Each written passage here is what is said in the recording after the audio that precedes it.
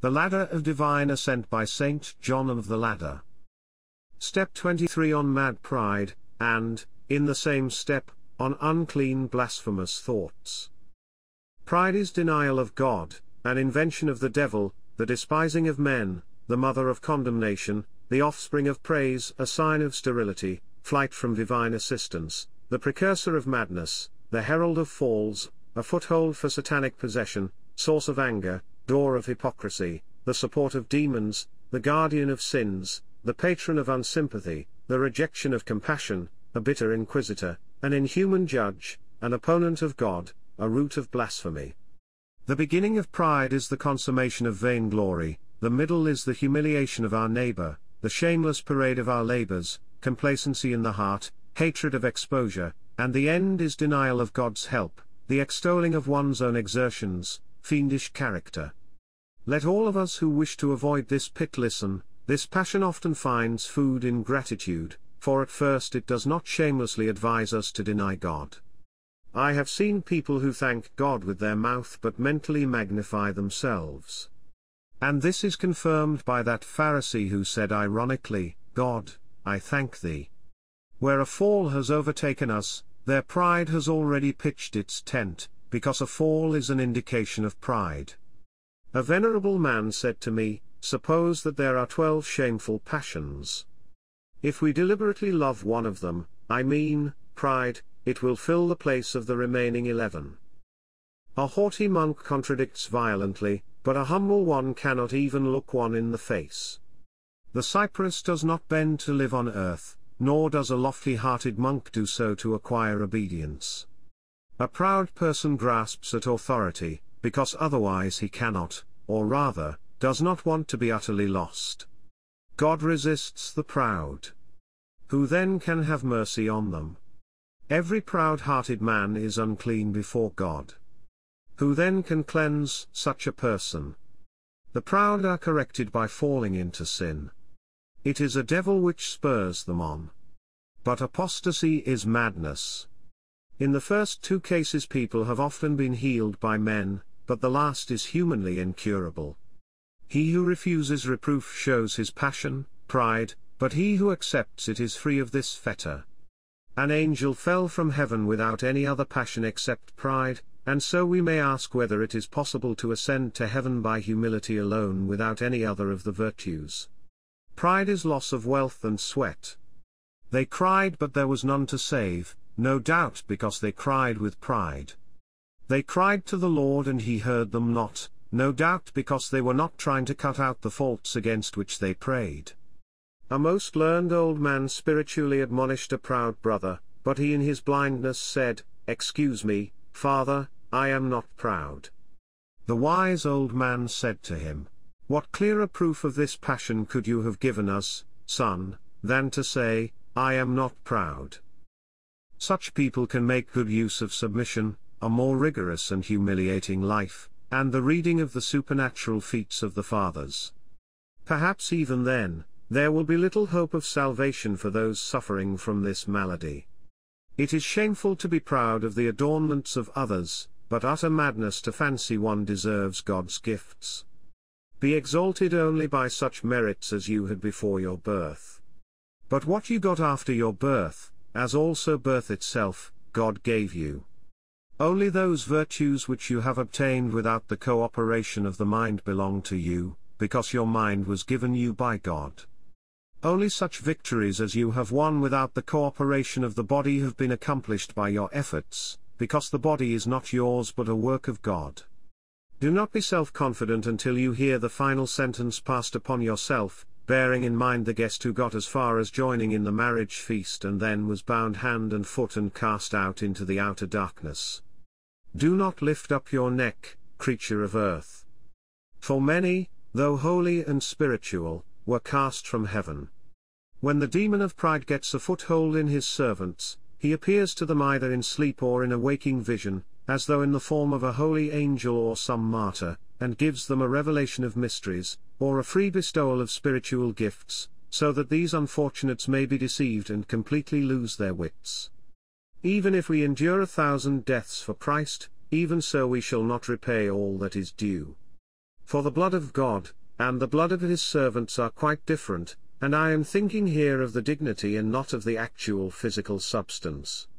We should constantly be examining and comparing ourselves with the Holy Fathers and the lights who lived before us, and we should then find that we have not yet entered upon the path of the ascetic life, and have not kept our vow in holy fashion, and in disposition are still living in the world.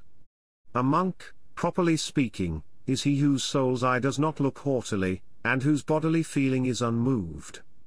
A monk is he who calls his enemies to combat like wild beasts, and provokes them as they flee from him. A monk experiences unceasing rapture of mind and sorrow of life. A monk is one who is conditioned by virtues as others are by pleasures.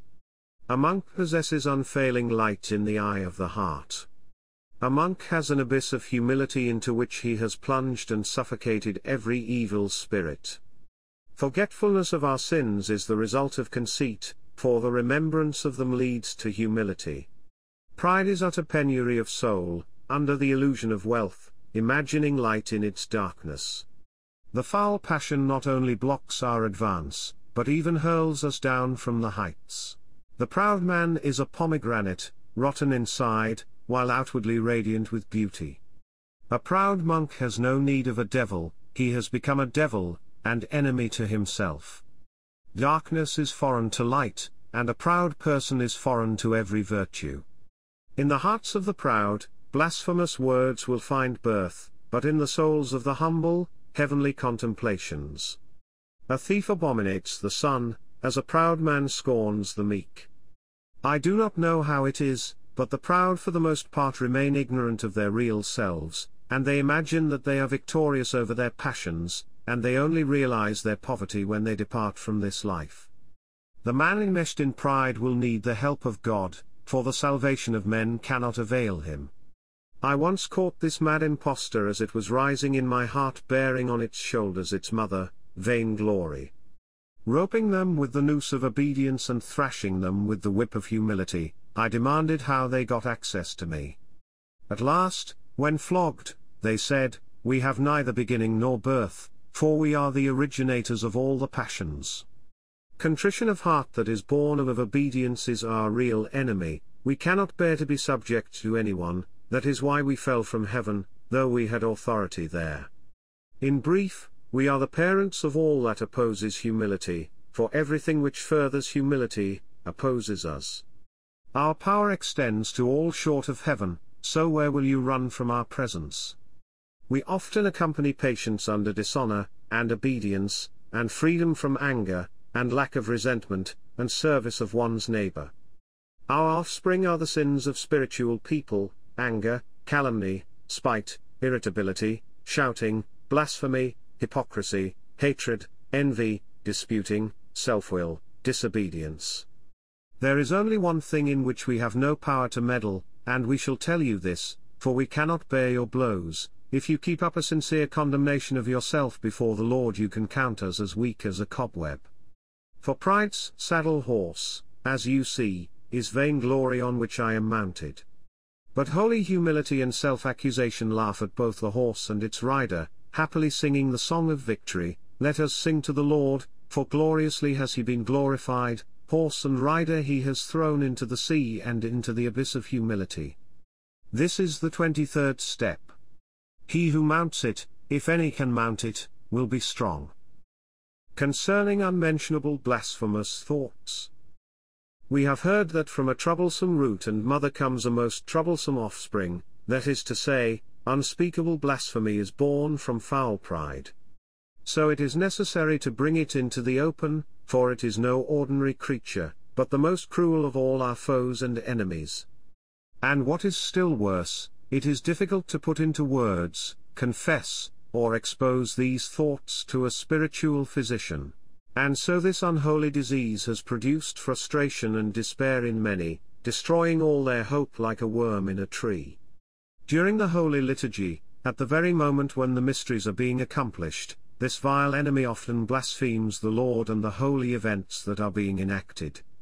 This shows clearly that it is not our soul that pronounces these unspeakable, godless and unthinkable words within us, but the God-hating fiend who fled from heaven for uttering blasphemies against the Lord thereto, as it would seem. For if these shameless and disgraceful words are my own, how could I worship after receiving the gift? How can I praise and revile at one and the same time? This deceiver and corrupter of souls has often driven many out of their mind. No other thought is so difficult to tell in confession as this. That is why it often remains with many to the very end of their lives. For nothing gives the demons and bad thoughts such power over us as nourishing and hiding them in our heart unconfessed. No one in the face of blasphemous thoughts need think that the guilt lies within him, for the Lord is the knower of hearts, and he is aware that such words and thoughts do not come from us but from our foes. Drunkenness is a cause of stumbling, and pride is a cause of unseemly thoughts. As far as his stumbling is concerned, the drunkard is not to blame, but he will certainly be punished for his drunkenness. When we stand in prayer, those unclean and unspeakable thoughts assail us, but if we continue praying to the end they retire at once, for they do not fight those who stand up to them. The godless foe not only blasphemes God and everything divine, but utters the most shameful and indecent words within our minds to make us either give up praying or else despair of ourselves. He has prevented many from praying, and separated many from the holy mysteries. This evil and inhuman tyrant has wearied the bodies of some with grief, has exhausted others with fasting, and has given them no rest. He does this with those living the monastic life as well as with people living in the world, suggesting to them that there is no hope whatsoever of salvation for them, and assuring them that they are more to be pitied and more wretched than all the unbelievers and heathen. He who is troubled by the spirit of blasphemy and wants to be delivered from it should know for certain that it is not his soul that is the cause of such thoughts, but the impure demon who once said to the Lord, "All these things will I give thee if thou wilt fall down and worship me." And so let us too humiliate him and, without paying the least regard to his suggestion, say to him, "Get thee behind me, Satan. I shall worship the Lord my God, and him only will I serve. Thy labor and thy word will return upon thy head, and thy blasphemies will come down upon thy crown in the present and in the future world." Amen. He who wants to grapple with the demon of blasphemy in any other way is like a man trying to hold lightning in his hands. For how will you catch, or contend and grapple with one who bursts into the heart suddenly like the wind, utters words quicker than a flash, and immediately vanishes? All other enemies stop, wrestle, linger and give time to those who wish to struggle with them. But not this one. He has scarcely appeared, and he is gone, he has hardly said a word, and he is away. This demon often likes to haunt the minds of simple and innocent people, and they are more upset and bewildered by it than others. We can certainly say of them that all this happens to them not from self-esteem but from the envy of the demons. We ought to stop judging and condemning our neighbor, and then blasphemous thoughts will not alarm us, for the former is the occasion and root of the latter. As one who is shut up in his house hears the words of passers-by without joining in their conversation, so the soul keeping to itself and overhearing the diabolical blasphemies is troubled by what is said by the demon passing by it. He who despises this foe is delivered from its torture. But he who contrives some other way to wage war with it will end by submitting to it. He who wishes to conquer the spirits with words is like one trying to lock up the winds. One careful monk who was troubled by this demon wore out his flesh for 20 years by fasts and vigils. But as he felt no benefit, he wrote his temptation on a card and went to a certain holy man and gave him the card and bowed his face to the earth, not daring to look up. As soon as the elder had read it he smiled and, raising the brother, he said to him, "Lay your hand on my neck, son." And when the brother had done that, the great man said, "On my neck, brother, be this sin, for as many years as it may or may not be active in you, only after this, ignore it."